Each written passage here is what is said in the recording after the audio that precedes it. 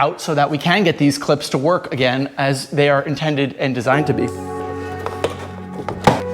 And here we go. There we go. Just being held in here by the jack. We'll have to raise up the body and then pull this out gently. So now we got to remove all the detailed stuff, like the clips, because all of these little clips, these headlight clips and stuff, they're all going to get zinced. So all these guys are all going to get cleaned up and perfected.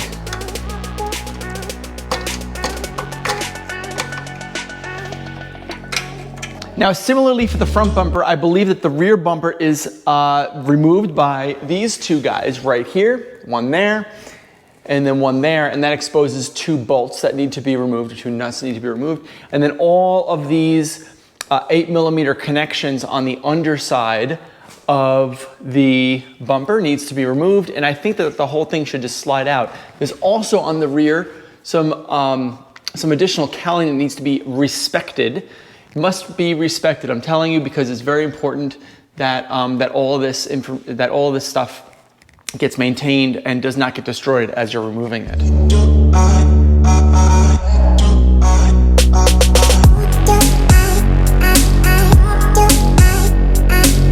That was actually a lot easier than I thought. It actually was as easy as I thought. Now it's just a matter of removing all the cowling, and you can see here that there is some rust underneath the battery tray there. And there is some rust over here, which looks like actually there's some push-in from some sort of an accident on this side here. So you can see as well that there is rust in the corner. This will all be stripped away, obviously, but there is a hole down here that needs to be repaired. So we have to figure out how to work all that. But yeah, so far so good. So the bumper shocks have now been removed, which is another added step here. The bumper shocks are gone. This side was perfect, and that's the bumper. For it. It looks like it is a shock. That is good. Will be restored. This guy here is good. This guy here has some damage. You can see it's crinkling on the inside of the frame rail. So we need to figure out how to pull all this out and rework what we have, I think is the best way to do it. So I'm gonna need to come up with a solution for that in the short term.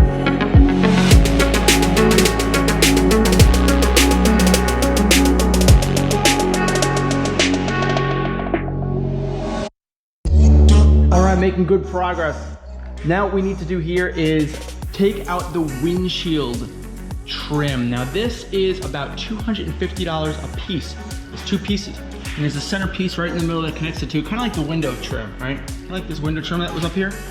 But we need to remove this as safely as we can without destroying it. And I think I figured out a way how.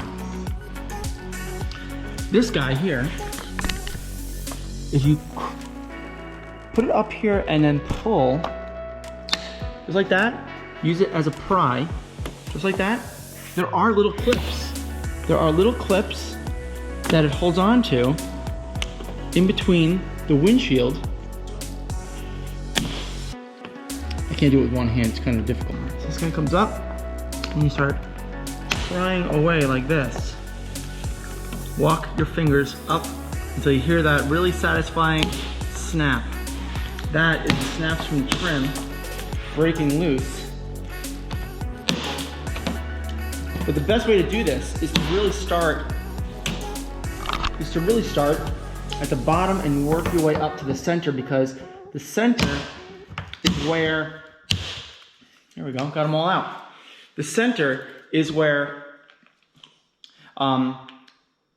that center bracket is, and if you just take that center bracket and slide it over to one side or the other, then you can take this whole bracket out. And this bracket is essentially 100% intact, and I can reuse it. As far as these clips go, these clips look like they're in good shape too, and I don't see any of them broken. I'll give you a closer look at them. There's probably there's a couple that snapped.